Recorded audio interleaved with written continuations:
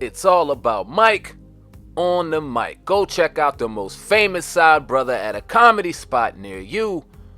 Most famously at the Stress Factory out in New Brunswick, New Jersey. Mike on the mic. Check out his social media. Check out his comedy right now. The most famous side brother coming to a city near you. Mike on the mic. Let's go. Wow. So it's like my grandmother came to visit, my aunt come to visit, her son. So they all come together. We all be visiting. Like me and my cousin, we was in the same unit. So they're called to visit at one time. My cousin was a sergeant of the CO for Union County. He was a sergeant. So my cousin Eric Williams, salute. He used to make sure we had a visit together. So they don't have to go to each of you know what I'm saying? We all be out there, we be in a booth together, we'll stay out there as long as we wanted to, you know what I'm saying, that visit. So I told everybody, like, yo, we getting our last visit, so you know what we gotta do, you know what I'm saying? And the Lion King knew what was up because the head Lion King name was Jazz. Puerto Rican name Jazz. He's like, yo, God, I need to holler at you. Yo, everything all right? I'm like, everything good, bro. He's like, no, I'm just hearing rumblings. We hearing rumblings? About what? I'm like, nah, bro, come on, man. I don't talk, bro. You know what I'm saying? We good, bro. Don't worry about it. We wasn't good, though, because I already had a plan that we was going to, when breakfast came that morning, early that morning, we was going to set it off. I packed my bags that night, because I know I was going to the hole for a minute. Packed my bag, packed all my shit up. I like, yo, I'm about to go to the hole, so let me make sure my shit packed, because you know my celly was a grimy ass snake ass nigga. You know, he was snake. I know you used to steal. I just never caught him. I don't shoot nobody, but he used to steal from other people. So I'm like, yo, let me pack my shit up because these niggas gonna pick your shit.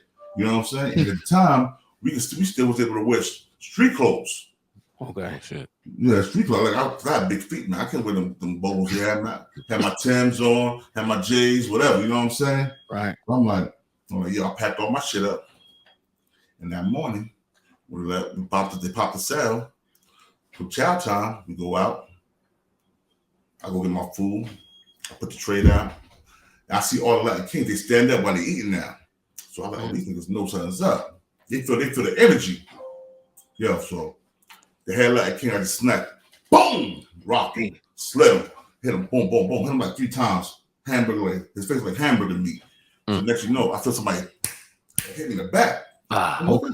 You're poking me, right? Dang. But I had on I don't know if you know the county uniforms. They real thick, so I had 2 of them. I had 2 of them county shirts on. Yeah, I had two sweatshirts on under it. You know what I'm saying? So that impeded because that's plastic. Because they have plastic spoons. They sharpen them up like a knife. You know what I'm saying? So I felt it. I just felt like it was like little scratches though. I'm like, oh, this nigga trying to stab me. Turn around, hit him. Boom, hit him. My man Yusuf, you know, Yusuf Guard, salute to Yusuf Guard, Shoe B. Yo, him and another Puerto Rican guy that grew up with me was the only one to help. Ain't nobody else came out they cell. We fight, it's 3 of us fighting 10 Latin Kings. And we gave them the business. And the Latin Kings smart. I never been to jail before, so I didn't know about the tricks. They threw the jello on the floor. So you can slide that shit. Yeah. So you know what I mean? So they sent me to the hole for that. I sat in the hole for like I was in the hole for like 6 months. Hey. It was a riot because they're not thinking the 5% in the wild is beef with the Latin Kings and the Yatas. So they separated me, had me in the hole for like 6 months. So I get out the hole. Now I go to court while I'm in the hole. I cop out. I cop out to the 5 years, you know what I'm saying, whatever. So I got out the hole. They shipped me to the old jail. I was in a new county with the AC. It was nice. It was cool. You know what I'm saying? They sent me to the old jail. This shit was looked like Alcatraz. Damn. And the old jail's right across the street from the new jail. It's all the same county. You got to walk over the bridge to get to the old jail, right? That's what the court building is. Bruh. They put me on a murder chair. I had an R chair. My roommate that was in there with me, he was fighting 2 bodies. The nigga just lost trial. Damn. Wow. And they get that nigga 2 life sentences. I told the nigga, like, yo, you gotta get about this room, bro. Yeah, bro. Shit. He was like, what you mean? I'm like, yo, bro, you gotta go. Because, you know, so we cool, we all right, bro. But might have to do something if you try me, bro. You gotta get him out of here. So me and the guy sort of put him on the gate. But prior to that, let me tell you what happened. When I got to our chair, when I first got to our chair, I seen 3 of the Latin Kings that I wore with, right? So when I woke up there, I was about to go down again. I'm about to go back to the hole. I get there, first thing they do, they bring me a big ass box. Yeah, the box. Like, yo, peace offering, brother. You know what I'm saying? We shouldn't do what we did to your man. And whatever happened. Let that be in the past, bro. My OG, you know him. I'm like, the OG who? He's like, they named Pilon. Now Pilon, I grew up Pilon. Pilon was getting that bag out there, you know what I'm saying? Me and him grew up, so he told him, he's like, nah, you gotta make that right with him, yo. For real. Mm-hmm. So they made it right. They came and gave me a big ass canteen, box of all canteen stuff, everything, bro. Like, yo, shoot, man. The peace offering. So I set the peace offering. I had a few niggas I knew that was up there with me. Most of the niggas up there with me, they either was going to jail for murder or double murder. And I'm like, God damn. I'm like, yo, y'all gotta get me from off this motherfucker because these niggas don't got nothing to lose. I only got 5 years. Right. I got something to lose, you know what I'm saying? If I do something to them, they'll add another manslaughter charge. That's gonna be like 5 to 8 years. Because at the time, it's only 5 years in jail if you murder somebody.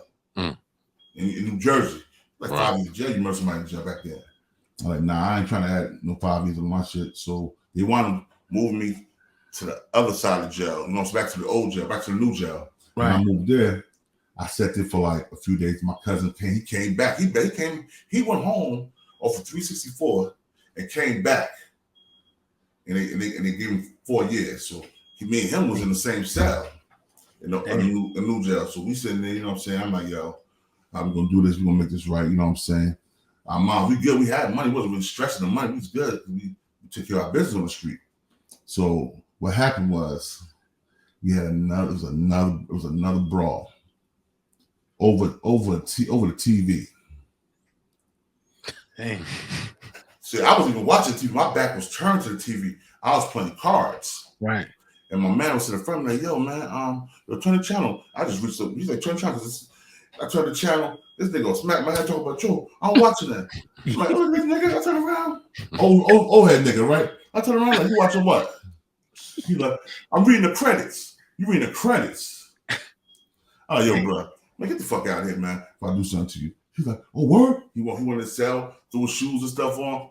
Cocky nigga. I'm like, yo, bro. My cousin and my homeboys, they're like, yo, we gonna jump that nigga. I'm like, nah, I'm gonna hold this down myself, bro. I don't need nobody to jump nobody.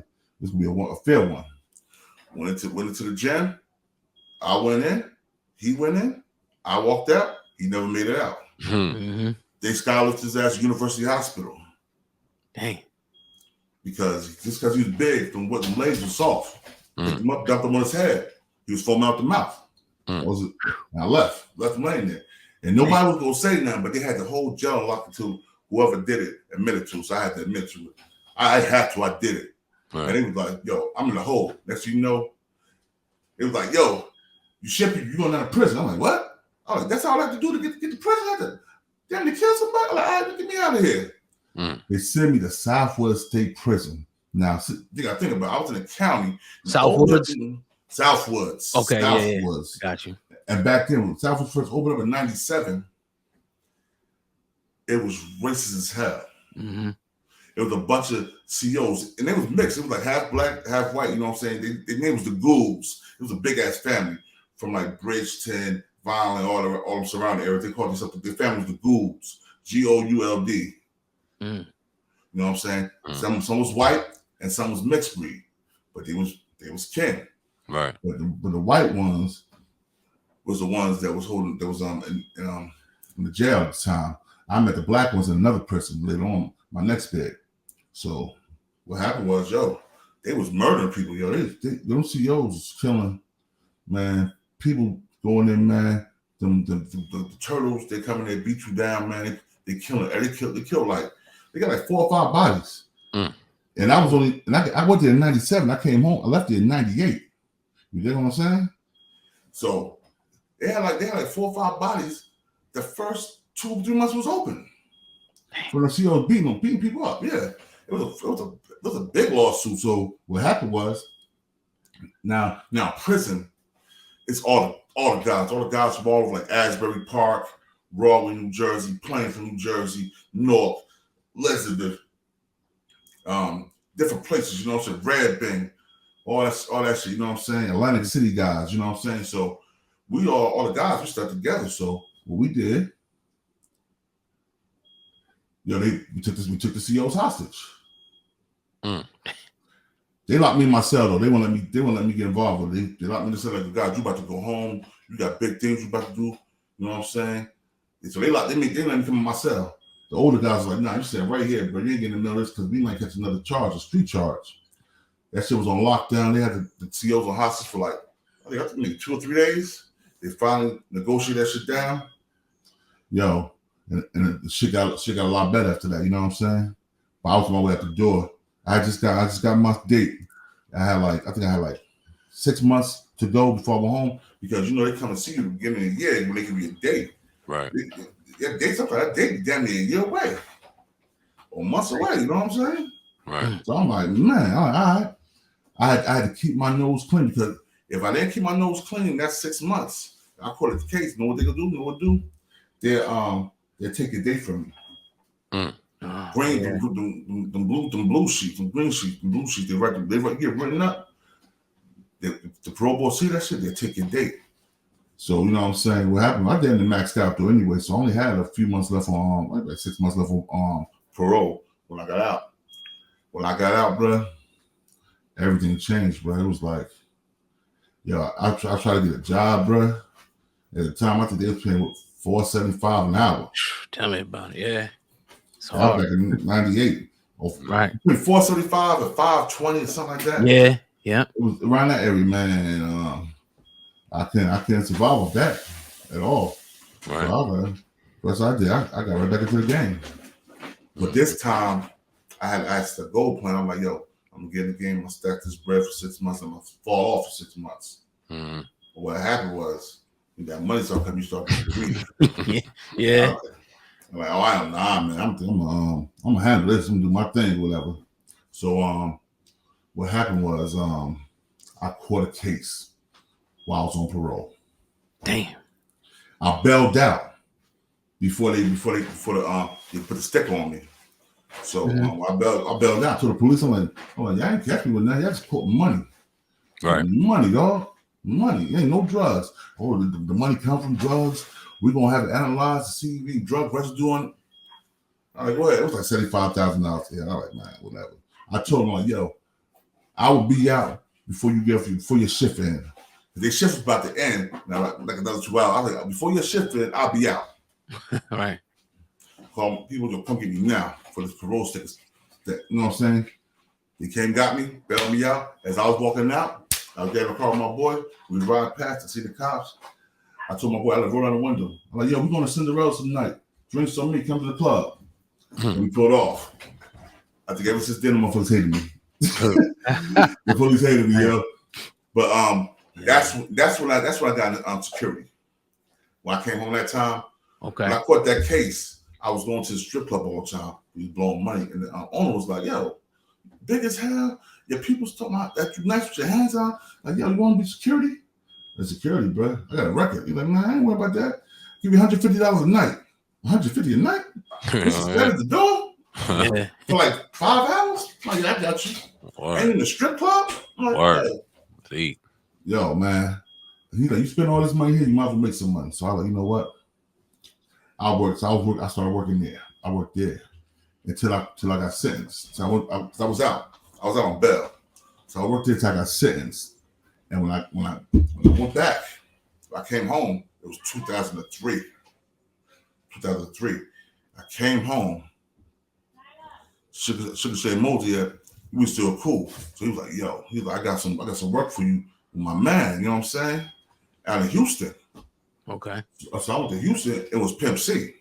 Oh, shit. You know what I'm saying? Yeah, so I was doing security for Pimp C off for no basis, you know what I'm saying? Because I was a manager of security for Club Onyx. Philly. Not Philly, when the Club Onyx. It's all by the same people though, but the Club Onyx in Houston. Okay. So I ran security for all the clubs. I hired the security and stuff. So me and Pimp C got cool. I started riding out with him a lot. And he's a good dude. Rest in peace, Pimp C. You know what I'm saying? Yes, sir.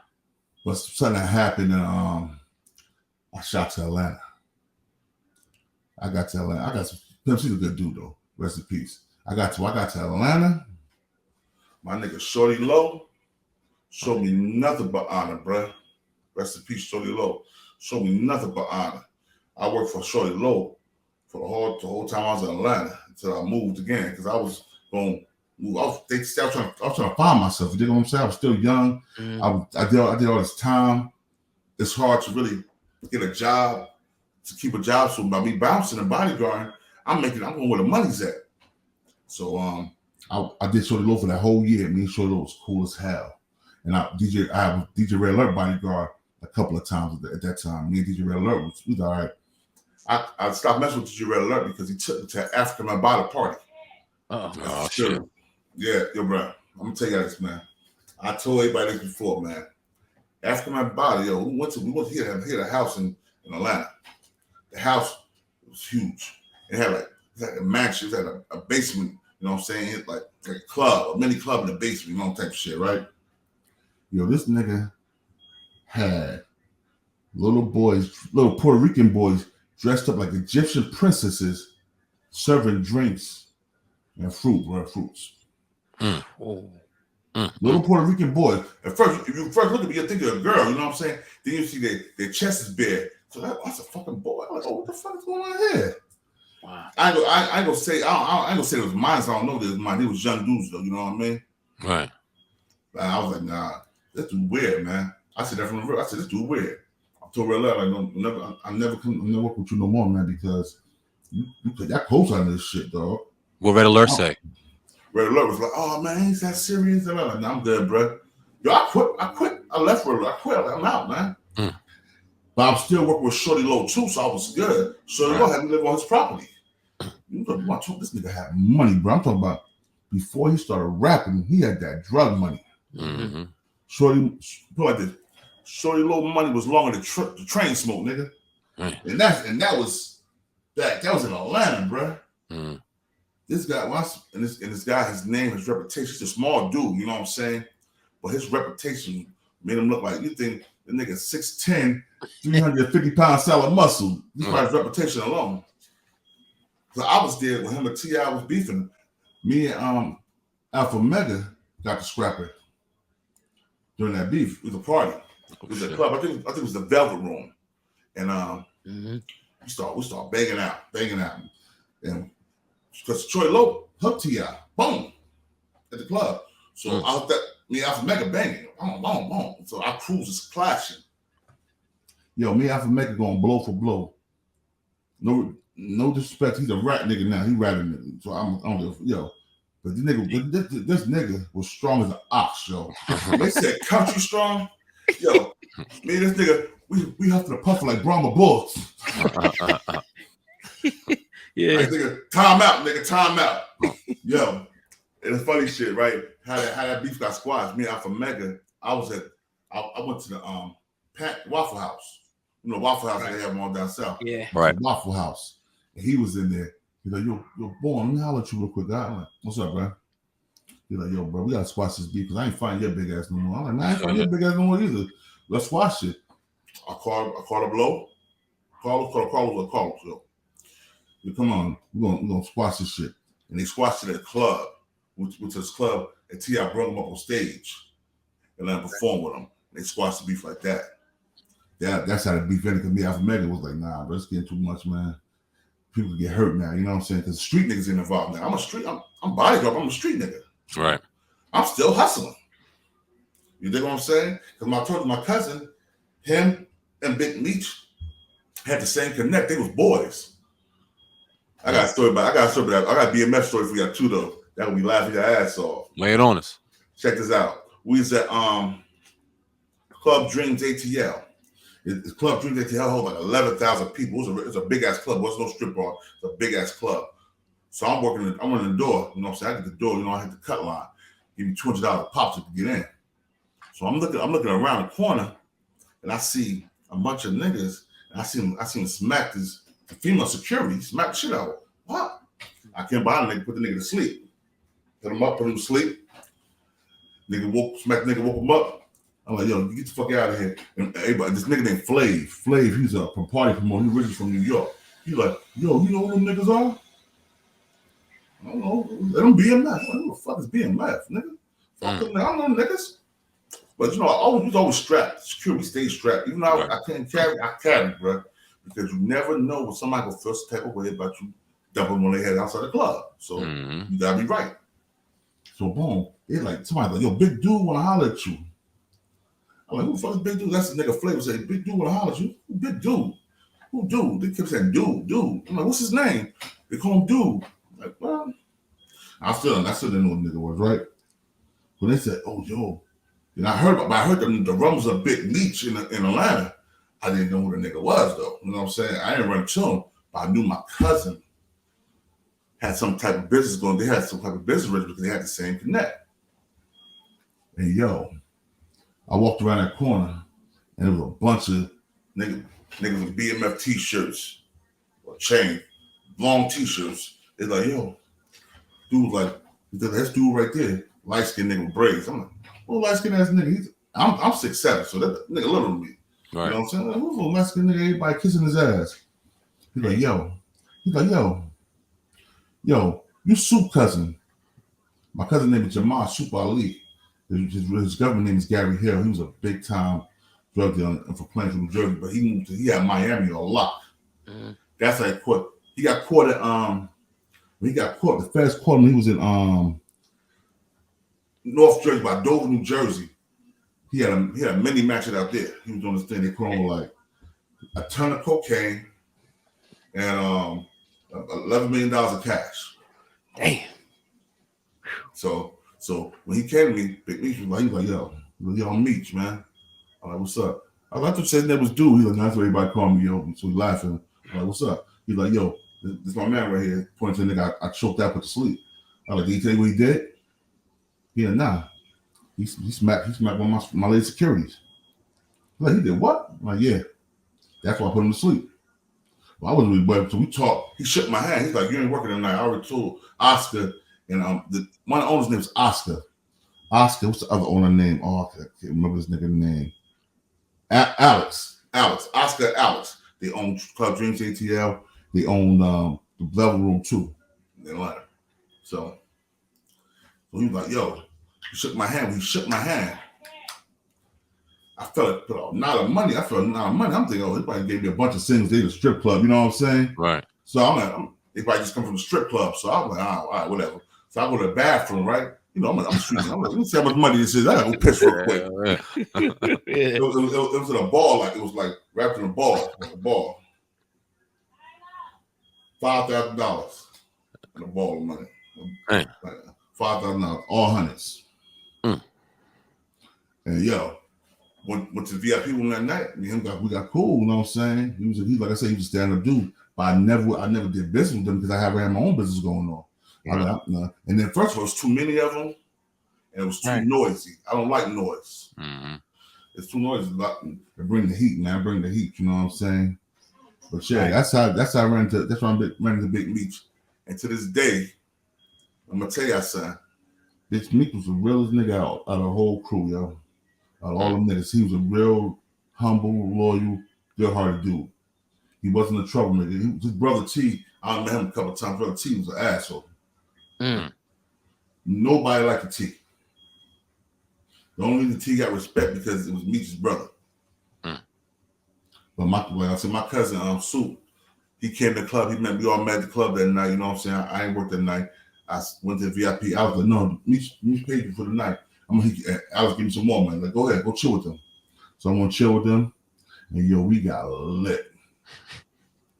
Them niggas, man. Well, I say at the time, I'm keeping it real. Niggas doing ecstasy pills, smoking weed. At the time, I was ecstasy pills, smoking weed, drinking. Bruh, I left that. He gave me $5,000. When I left that club that night, I had about $12,000. Wait, damn.